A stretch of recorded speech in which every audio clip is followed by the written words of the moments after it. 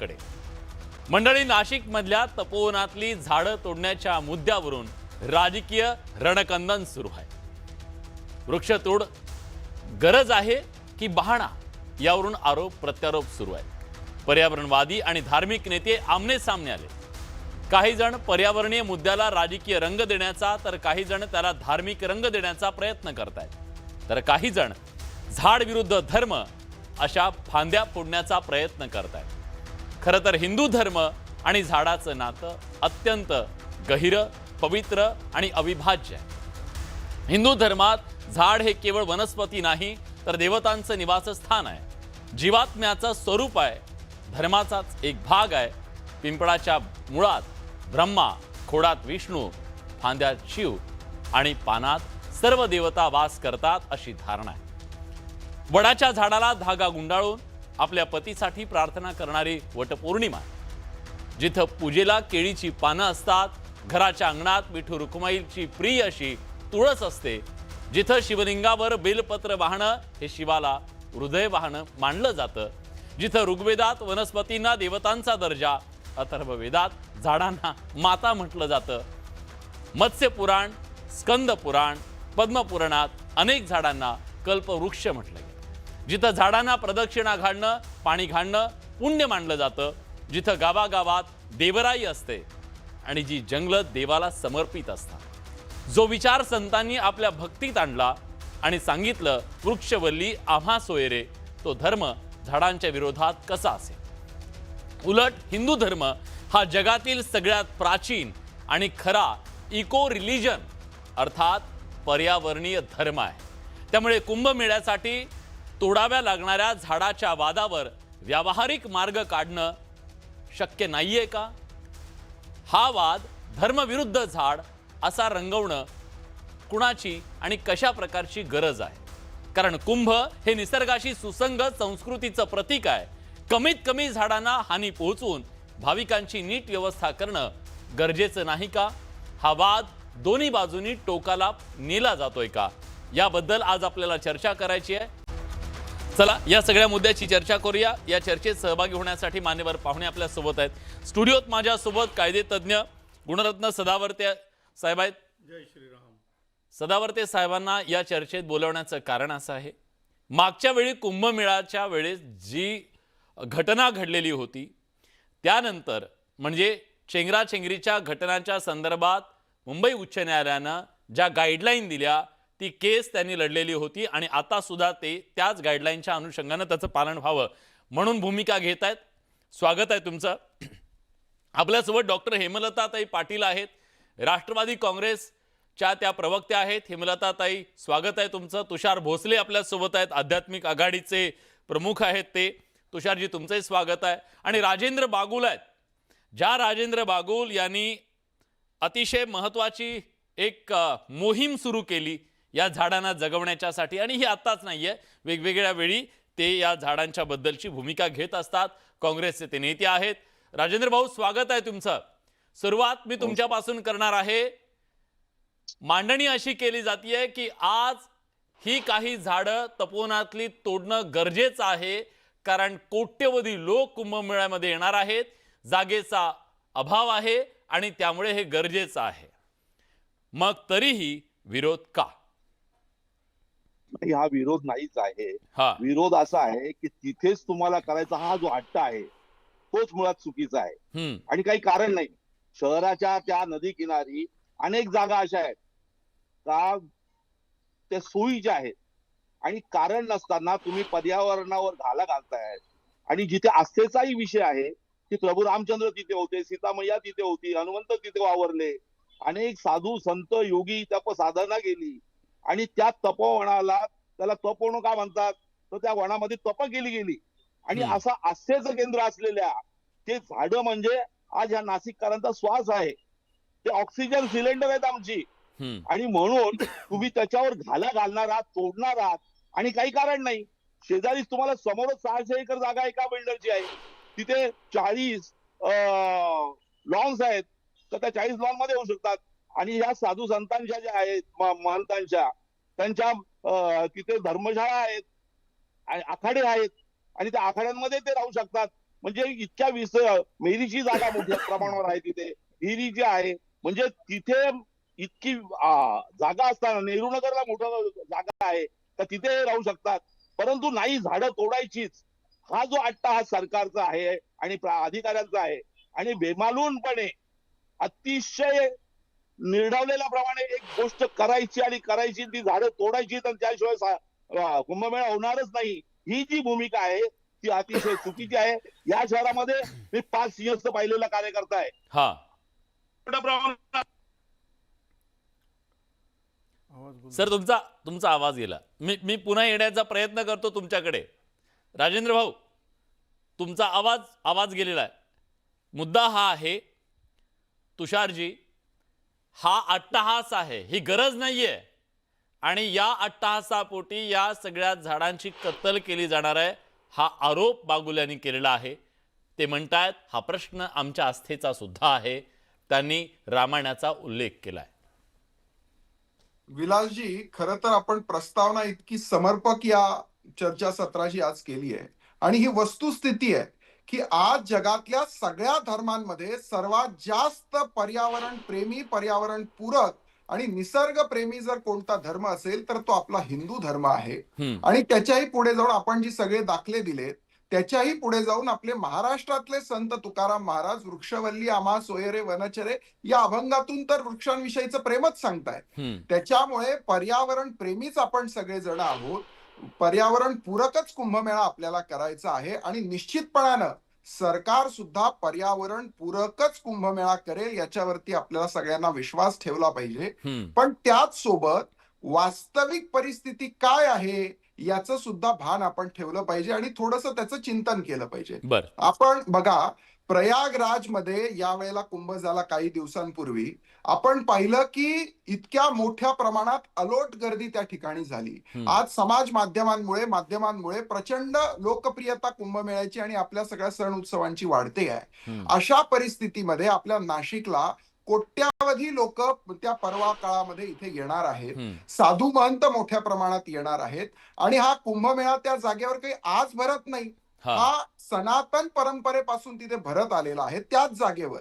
आता बघा त्या ठिकाणची परिस्थिती बघा, प्रयागराजमध्ये 15,000 एकर जागेवर कुंभमेळा लागतो, आणि नाशिकचा कुंभ फक्त 350 एकरवर लागतो. 15,000 एकर कुठे आणि 350 एकर कुठे? त्याच्यामुळे 350 एकर मध्ये शहराच्या मध्यवर्ती भागात प्रयागराजचा कुंभ हा पूर्णपणे नदीपात्रात भरतो, आणि नाशिकचा कुंभ हा शहराच्या मध्यवर्ती भागात भरतो. अशा वेळेला आपण तिथली वास्तविक परिस्थिती पाहिली पाहिजे. आता दुसरा एक मुद्दा मला मांडायचा विलासजी, की जी एकदम अचानक जी भूमिका मांडली जाते की तपोवन उद्ध्वस्त करणार, तपोवन काढून टाकणार, अशी परिस्थिती नाहीये. हे बघा, माझ्याकडे मी गुगल इमेज काढून ठेवली आहे. हा 2015 सालची गुगल इमेज. इथे कुठे वृक्ष आता जी दाखवली जात आहेत ती नाहीयेत, आणि ही दुसरी इमेज आहे, ही आत्ताची 2025 ची आहे. याच्यात घोळ काय झालाय, आपल्याला जे वाटतंय की आपण म्हणजे तपोवन उद्ध्वस्त करतो, झाडं उद्ध्वस्त करतो, तसं नाहीये. महानगरपालिकेपुढचा सगळ्यात महत्वाचा जटिल प्रश्न हा असतो की कुंभमेळ्याच्या वेळेला या मोकळ्या जागेवरती जे अतिक्रमण केलं जातं ते अतिक्रमण हटवायचं कसं.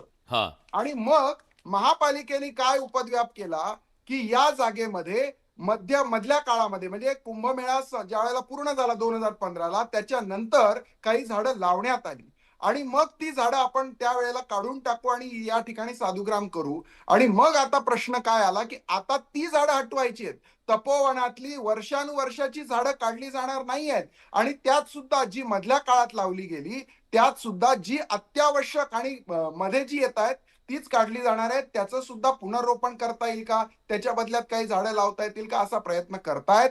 पण माझी आपल्या माध्यमातून सगळ्यांनाच ही विनंती आहे की कुंभमेळा ही नाशिककरांची जबाबदारी, हा साधू संतांचा कुंभमेळा आहे, हा काही सरकारचा कुंभमेळा नाही. त्याच्यामुळे आज आपल्या महाराष्ट्रात आणि नाशिकला हा मान जो मिळालेला आहे, आपण सगळ्यांनी, म्हणजे खरे वृक्षप्रेमी जे असतील त्यांनी, प्रशासनाने आणि साधू महंतांनी एकत्रित बसून याच्यावर सर्वमान्य असा तोडगा काढला पाहिजे.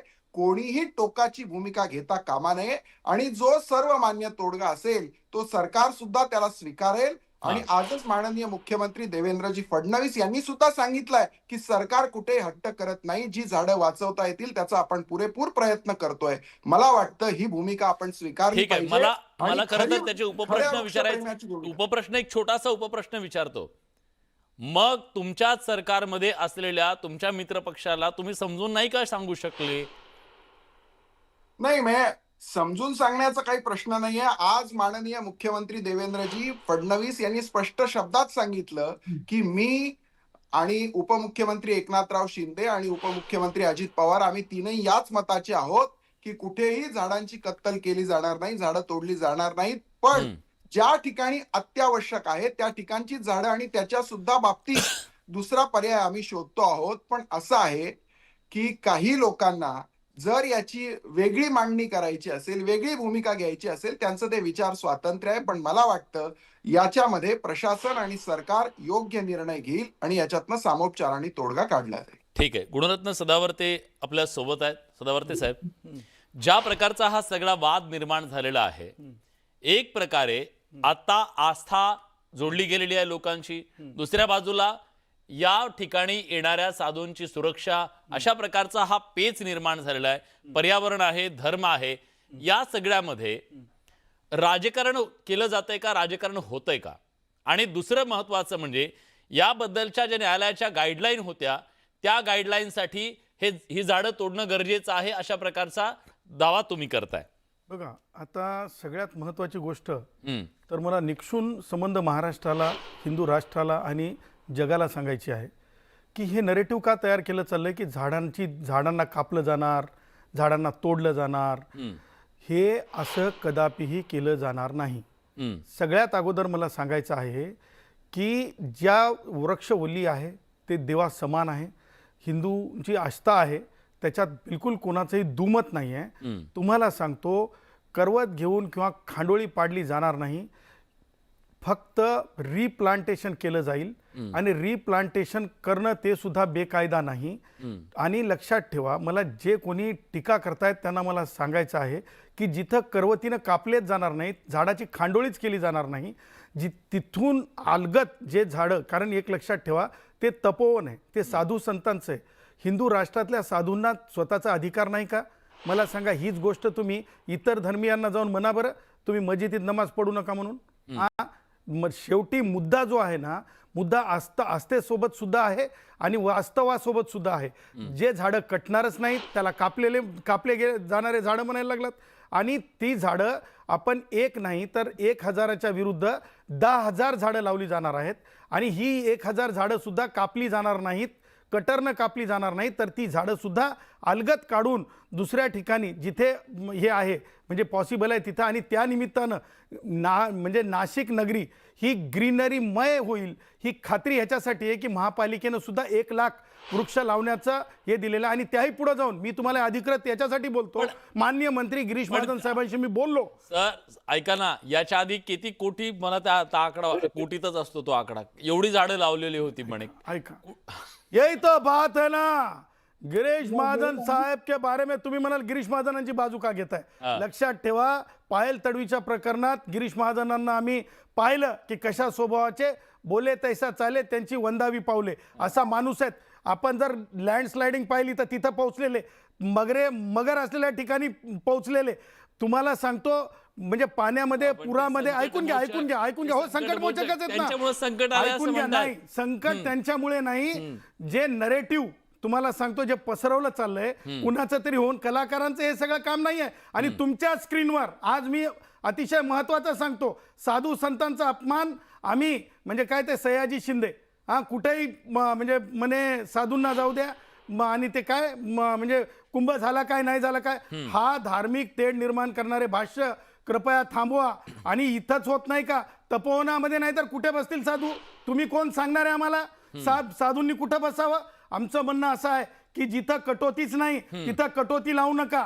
जिथं धार्मिक भावना म्हणजे सुख शांतीनं आतापर्यंत कुंभ झाले त्याच प्रकारे होऊ द्या, तिथं तुम्ही बोटं घालू नका. आणि त्याही पुढे जाऊन मला हे सांगायचं आहे की ज्या प्रकारे म्हणजे तुम्ही जर बघितलं की महापालिकेत तुम्ही म्हणताय ना की कोण जगवल तुम्हाला सांगतो पहिल्यांदा असा हा प्रोजेक्ट आहे की ज्याच्यामध्ये ते स्प्रिंकलर सुद्धा लावले जातील की झाडाला पाणी देण्यासाठी, त्याही पुढे जाऊन त्या झाडांची म्हणजे पूर्ण काळजी घेण्यासाठी मनुष्यबळ सुद्धा उपलब्ध केलंय. त्याही पुढे जाऊन सांगतो तुम्हाला, ही झाडं म्हणजे तुमच्या लेखी किंवा अनेक काही लोकांच्या, म्हणजे मी स्क्रीनवर पाहिलं काही, मला हे म्हणायचं की काही त्या लोकांमध्ये म्हणजे अर्बन नेक्सल सारखे काही लोक सुद्धा मला दिसले. मी आता तुम्हाला स्क्रीनवरून सांगू शकतो, तुम्ही स्क्रीन मागे न्या. कसं काय तुम्ही मी सांगतो तुम्हाला, स्क्रीन मागे न्या, तुमचा टाइम मागे न्या, मी तुम्हाला दाखवू शकतो, डंक्या की चोट पे दाखवू शकतो. हे काहीतरी कुभांड आहे आणि या कुभांडाची स्वतंत्रपणे इंटेलिजन्स चौकशी करेल. मी विचारतो नाही पाय हेमलताताईंचा मुद्दा नाही येतो, तो माझा मुद्दा आहे. मी सांगत आहे आणि मला असं वाटतं की त्याच्यात थोडं पुढे नेऊन मला सांगायचं आहे की मी ज्यावेळेस गिरीश महाजनांना बोललो त्यांनी मला सांगितलं की मलाच नुसते ते बोलले नाही तर सयाजी शिंदेना सुद्धा तेच बोलले. त्यांनी सांगितलं की माझी गॅरंटी असेल की एकही लावलेलं झाड 10,000मधलं एकही झाड मरू देणार नाही. आणि मला सांगा, जे आज टीका करतायत, शहाणपण शिकवतायत ना, त्या शहाण्यांना मला विचारायचंय, नाशिकमध्ये काही मध्य रस्त्यामध्ये काही वृक्ष आहेत, त्या वृक्षांना तोडलेलं नाही कुणीही, परंतु तिथं किती लोक मेली याचं गणित तुम्ही जर बघितलं. ठीक आहे, मी विचारतो डॉक्टर हेमलता ताई आपल्या सोबत आहेत. ताई, हे राजकारण केलं जात आहे, या सगळ्या अनुषंग मुद्द्याचं धार्मिक राजकारण केलं जात आहे आणि याला निवडणुकीचा सुद्धा, पुढच्या निवडणुकीचा सुद्धा भास आहे असं सांगितलं जात आहे. खरंच हा पर्यावरणाचा मुद्दा आहे की याच्यामध्ये राजकारण सुद्धा आणलं जातंय आणि प्रत्येक जण आपला स्कोर सेट करतोय? आपण ह्या गोष्टीकडे अतिशय गांभीर्याने पाहिलं पाहिजे. पहिल्यांदा कोणावरही आपण राजकारण करतायत असा आरोप करणं म्हणजे जे पर्यावरणावरती काम करतात, ज्या संघटना, जे लोक, जे विद्यार्थी, त्या सगळ्यांना आपण आरोपीच्या पिंजऱ्यामध्ये उभं करणं हे पूर्णपणे चुकीचं आहे. शेवटी ते सुद्धा या नाशिक शहराचे लोक आहेत. या नाशिकचं चांगलेपण, नाशिकचं सौंदर्य, नाशिकची शांती अबाधित राहावी म्हणून काम करणारे लोक आहेत. तर त्यामुळे त्यांना आरोपीच्या पिंजऱ्यामध्ये उभं करणं ही पहिली चूक आहे. दुसरी गोष्ट, माननीय मुख्यमंत्र्यांनी जी भूमिका घेतली तीच माननीय अजितदादांनी भूमिका घेतली आणि सरकारची तीच भूमिका आहे. त्याच्यामध्ये कुठेही सरकारमध्ये एकमेकांमध्ये गैरसमज नाहीयेत किंवा एकमेकांमध्ये कुठल्याही पद्धतीचं कन्फ्युजन नाहीये. तिसरी गोष्ट, संपूर्णपणे महापालिकेने तुमच्या पक्षाचे सयाजी शिंदे हे तिथं आंदोलन करतायत, चिपको आंदोलन करतायत. तुम्हाला सांगते ना, म्हणजे महापालिकेने कशी चूक केली तेच मी आपल्याला सांगते की जेव्हा वनमंत्री सुधीरजी मुनगंटीवार होते तेव्हा त्यांनी सांगितलं होतं की आम्हाला 1 कोटी वृक्षांची लागवड करायची आहे. तपोवन अतिशय सुंदर निसर्गाने रमलेलं आणि अतिशय चांगल्या पद्धतीचं तिथं वृक्ष सगळे वाढलेले आहेत, देशी झाडं आहेत बहुसंख्य, आणि त्यामध्ये 54 एकरचा जो विषय होता त्या ठिकाणी अतिक्रमण होऊ नये म्हणून जेव्हा वनमंत्र्यांनी घोषणा केली तेव्हा महापालिकेने कुठलाही विचार न करता, म्हणजे त्यांना माहित नव्हतं का की झाडं 12 वर्षांनी मोठी होणार आहेत, तेव्हा ही झाडं तोडण्यामध्ये एखाद्या नागरिकाच्या घरावरती एखादी फांदी जरी वाढली तरी त्याला ते कटिंग करायला 4 ठिकाणी अर्ज करावे लागतात, पेपरमध्ये नोटीस द्यावी लागते. मग महानगरपालिका तेव्हा झोपली होती का? आणि त्यावेळा ही वृक्ष लागवड केली. आणि का? तर अतिक्रमण होऊ नये म्हणून. स्वतःची जागा महानगरपालिका सांभाळू शकत नव्हतं का? आणि आता त्या ठिकाणी वृक्ष लागवड झाल्यानंतर ही झाडं तुम्हाला तोडायची आहेत, काही अनावश्यक झाडं त्यातली कमी करायची आहेत. ऍक्च्युली झाडांमध्ये आवश्यक आणि अनावश्यक नसतं, परंतु आपण काही मिनिट असा विचार करू की नाशिकचं क्षेत्रफळ, सिंहस्थ कुंभमेळ्यासाठी असणारी जागा, साधूंची सुरक्षितता, लोकांची सुरक्षितता, हा सगळा विचार करून आपल्याला जर तपोवनाची जागा लागणार होती तर त्या ठिकाणी एकतर ती जागा, त्या ठिकाणी झाडं लावून ती जागा बंदिस्त करणं हे चूक होतं. जेव्हा तुम्हाला ही झाडं तोडायची आहेत तर झाडं सोडताना किंवा काही प्रक्रिया करायचे तर झाडांवरती नागरिकांना विश्वासात घेऊन त्यांना एक सांगून की आपल्याला काही अनावश्यक झाड आहेत त्या ठिकाणी मला बोलू दे, 1 मिनिट मला बोलू दे, 2 मिनिटं मला बोलू दे. त्यांना आपण कुठेतरी विश्वासात घेऊन, तुम्ही त्याच्यावरती फुल्या मारता, कमिशनर काहीही बोलायला त्या विषयावर तयार नाही. मी उदाहरण देते तुम्हाला, भालेकर हायस्कूलचं, ती शाळा तोडायचा निर्णय एकांगीपणे घेतला आणि आम्ही तोडणार, आम्ही विश्रामगृह बांधणार. अरे लोकांना तुम्ही कुठे विचारणार आहे का? लोकांना कुठे विश्वासात घेणार आहे का? झाडांवरती फुल्या मारून टाकल्या. ज्या ठिकाणी त्या माईचे प्रस्ताव आले की त्या ठिकाणी आपण आता कॅफेटेरिया, कन्व्हेन्शन सेंटर, बंगलोज बांधणार आहे, तिथे हे सगळे मागच्या दराने प्रस्ताव, तुम्ही ट्रान्सपरन्सी जर ठेवली असती, तुम्ही लोकांना जर समजावून सांगितलं असतं, तर लोकांनी अशा पद्धतीने त्याला तुषारजी आणि बाकीचे दुसरी गोष्ट विरोधक आहे, असतील तुमचे, हे याच्यामध्ये- तुमचे मित्र आहेत, मित्र पक्षाला सुद्धा तुम्ही याच्यामध्ये विश्वासात घेऊ शकलेला याचा- नाहीयेत. मित्र पक्ष म्हणत नाही, मी सर्वसामान्य नागरिकांचाच विषय घेते. मला म्हणजे, पूर्ण विश्वास गिरीश आहे. महाजन- हा. नाही गिरीश नाही महाजन असं आहे, सिंहस्थ कुठेही कुंभमेळ्यासाठी त्यांचा एवढी सुद्धा मेहनत विश्वास करतायत. बसेल आणि हे सगळं मुख्यमंत्री- प्रकरण ज्या वेळेला मुख्यमंत्री- अजित दादा स्वतः एक एक जण समजून एक एक जण घेतील, हा अजित दादा माझं- त्यांच्या माझं- वास्तववादी भूमिकेसाठी प्रसिद्ध आहेत हम्म. आणि म्हणून मला वाटतं ज्या वेळेला अजित दादा स्वतः ही सगळी भूमिका आणि हे सगळं प्रकरण समजून घेतील, त्यावेळेला अजित दादांना सुद्धा ही भूमिका मान्य होईल. ते वास्तववादी नेते म्हणून ओळखले जातात आणि ते सुद्धा ही भूमिका मान्य करतील. कुठेतरी काहीतरी लूप होल राहिला असेल तर तो सोडवण्याचा निश्चितपणानं प्रयत्न करू. पण मला पुन्हा एकदा वाटतं की कुंभमेळ्याला आपण राजकीय आखाडा करता कामा नये. आपले राजकीय अजेंडे असतील ते आपण एरवी राबवू, पण कुंभमेळ्याच्या निमित्ताने कुठेतरी धर्मावर टीका करणं, साधू संतांना काही घालून पाडून बोलणं, देवी देवतांचा अपमान करणं, अरे साधू आले काय गेले काय मेले काय, ही कुठली भाषा आहे? तुम्ही एका चांगल्या पदावर आहात, तुम्ही एका चांगल्या स्टेटसचे लोक आहात आणि आपल्याकडे येणाऱ्या साधू संतांना आले काय गेले काय मेले काय अशा प्रकारची वक्तव्य जर तुम्ही करत असाल तर मला वाटतं ते आपल्या संस्कृतीला शोभणार नाही. त्याच्यासोबत जे जे लोक आंदोलनात उतरलेत, खऱ्या वृक्षप्रेमींचा निश्चित सरकार सन्मान राखेल, पण वृक्षप्रेमींच्या आडून जर कोणी धर्मावर टीका करण्याकरता येणार असेल तर त्यांचे अजेंडे आम्ही खपवून घेणार नाहीत. राजेंद्रजी, या सगळ्यामध्ये राजकीय आखाडा करण्याचा प्रयत्न केला जातोय अशा प्रकारचा आक्षेप आहे. पण मुद्दा तो बाजूला ठेवूया, दोन्ही बाजूच्या टोकाच्या भूमिका. गरज असेल तेवढी झाडं तिथली बाजूला करून दुसऱ्या ठिकाणी जर त्याचं वृक्षारोपण केलं, त्याची लागवड केली, तर या सगळ्यातनं मार्ग नाही निघू शकणार. निश्चित निघू नाही शकणार. का कसा? म्हणून तिथे तोडतायत तुम्ही? मुद्दा असा आहे तर ती आजची झाडं नाहीयेत. हे जे बोलतायत ना त्यांना माहितच नाही तपोवन कुठे आहे ते. परत याच्यावर पण तुषारजींनी तर दाखवलं 2015ला तिथं झाडं नव्हती, नंतर ती लावली आणि आता वाढली असं म्हणतायत. प्रत्यक्षात येऊन पाहिला का त्यांनी? त्यांना माहिती आहे का तपोवन कुठे?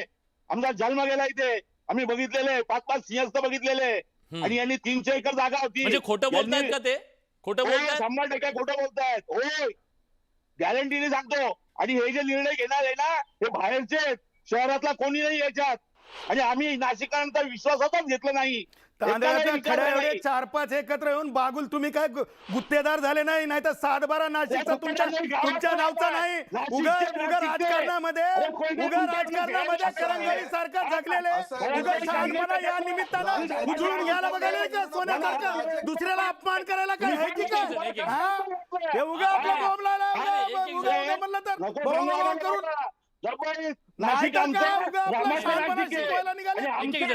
सह्याद्री शिंदे तुम्हाला काय किंमत आहे? त्या सह्याद्री शिंदेला स्वतःच्या नाटकाचे तिकटाचं पडलेलं असेल आणि तुम्हाला जे आहे की नाही, तुमचं जे आयुष्य गेलं ना, तुमचं आयुष्य, त्या आयुष्यामध्ये पुन्हा काहीतरी उजळणी येते काय ते बघण्यासाठी तुमची धडपड आहे. उगा शहाणपण शिकवायला तुम्ही काय बालक आहेत का? साधू संतांचा अपमान करायला तुम्हाला काय हे दिलं का? जाऊन बोलणार तुम्ही का? हजला जातील का? हिंदू हजला जातील का तुम्ही? दुसऱ्यांना स्क्रीनवर घ्या, दुसऱ्यांना स्क्रीनवर घ्या. एक मिनिट मला सांगा तुमच्या विरोधात किंवा एक तुम्हाला न आवडणारी भूमिका घेतली तर तुम्ही त्यांना असं म्हणणार? सयाजी शिंदे हे झाडांच्या साठी आज नाही, गेले अनेक वर्ष काम करतायत. देवराईच्या माध्यमातून या राज्यामध्ये हजारो झाडं लावण्याचं काम त्यांनी केलंय. मुद्दा तो नाही विलास, विलास मुद्दा तो नाहीये. झाडाची कटाईच नाहीये, झाडाला करवत लागत नाहीये, झाडाला कुऱ्हाड लागत नाहीये. मग त्यानंतर नरेटिव्ह चुकीचं का? आम्ही सांगत आहोत की ते तपोवन आहे, आम्ही हाजवाले नाहीयेत. हे हिंदू राष्ट्र आहे आणि इथे जो भावना आहेत या भावनांचा उद्रेक करण्याचा प्रयत्न करू नये, हे आमचं पहिलं म्हणणं आहे. आणि मला उत्तर घेऊ द्या. हा राजेंद्र भाऊ प्लीज. त्र्यंबकेश्वरच्या रस्त्याला आजही हजारो झाडांची कत्तल चाललेली आहे. पेठ रोडला कत्तल चाललेली आहे. सोमेश्वर मंदिराला नदी काठचे. आता ह्या मुद्द्यावर बोला ना, विषयावर बोलूत ना आपण. विषय सोडून इकडे तिकडे कशाला जायचं? नाही तुम्ही म्हणतात चालवली कुऱ्हाड चालवली. नगरपालिकेच्या वॉर्डाची निवडणूक नाही आहे, डिबेटमध्ये हे येणं म्हणजे वाढत लॉजिकल, नाही. हा लिगल शहराचा आणि प्रश्न आहे. फिलॉसॉफिकल शहर तिन्ही गोष्टी आहे. लागतात. आणि कशासाठी निवडणुकीचं आम्हाला मतांचं माहितीये. गल्लीतलं या राजकारण नाही शहराचा आहे. ऑक्सिजन देश एक- कमी एक- होणार हा, आहे. हा. हजारो पशु पक्षी त्या झाडांवर आहेत आणि जीवजंतू त्या झाडांवर आहेत. त्यांचे खोपटे तिथे अरे पण निसर्ग आहे. झाडांची तो कत्तलच जबरदस्त आहे ना, करणार ठीक आहे. आहे, एक मिनिट मला सांगा तुषारजी, समजा ही झाडं जर तिथं गेली अनेक वर्ष असतील, जुनी झाडं ही तशीच ठेवून जी आता नवीन झाडं आहेत ती तोडली जातील असं सांगितलं जात आहे. ते उत्तर मी देतो, कारण मी मंत्री हा. महोदयांना बोललो डायरेक्ट. हा. मंत्री महोदयांनी सांगितलं मला हा. की एकही झाड तोडलं एक जाणार मिनिट, नाही. एक जुनं मिनिट. जे झाडं निश्चितच अलीकडल्या 10 वर्षाच्या विलासजी- काळामध्ये हे झाले तेही तोडली जाणार नाहीत.